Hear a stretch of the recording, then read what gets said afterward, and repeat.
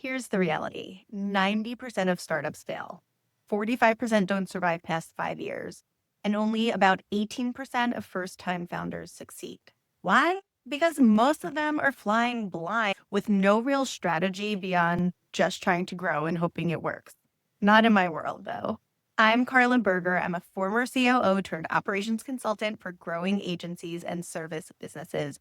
And today I'm breaking down the actual strategy work that most entrepreneurs skip and why it's the reason their business feels so damn reactive, overwhelming, and stuck.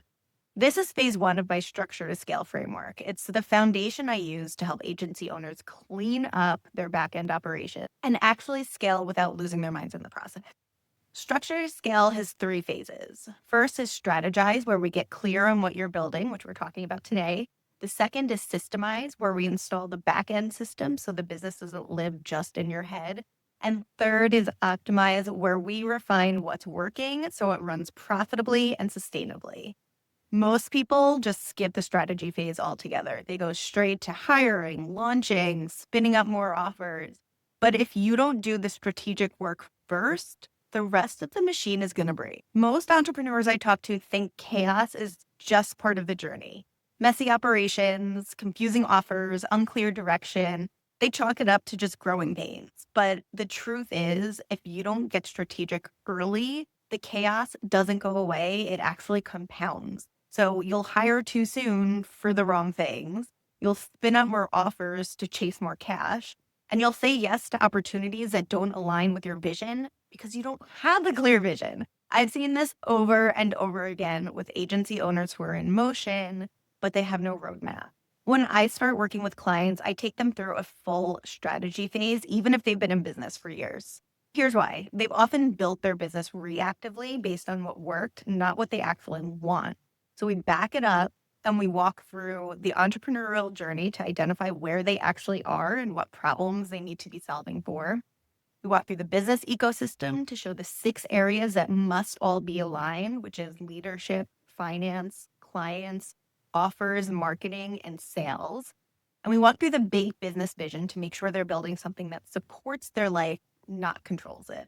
One of my clients was chasing a huge opportunity that looked amazing on paper, but when we mapped into her big business vision, we realized it would have forced her into 60-hour work weeks, which was exactly the life she was trying to escape. So when she saw the disconnect, she was able to say no with zero guilt and was so happy about it. And that's the power of real strategy.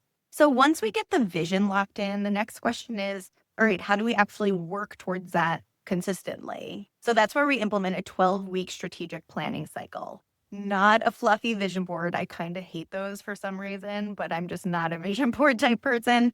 Not an annual plan that collects dust either. We reflect on what worked. We choose one high leverage goal. We break it into milestones, actions, and KPIs, and we track progress using what I call the strategic scorecard.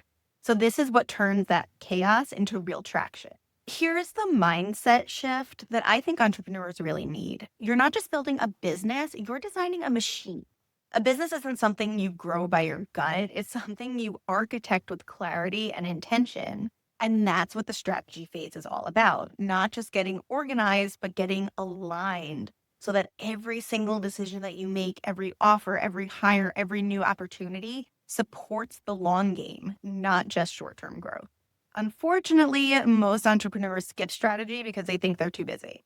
But if you don't make time for it now, you will definitely make time for the consequences later. So do the strategic work before you try to scale, not after everything starts to break.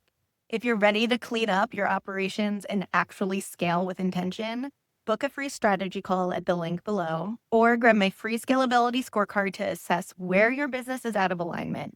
And comment below what's one part of your business you know you've been growing reactively. I'll see you in the next episode.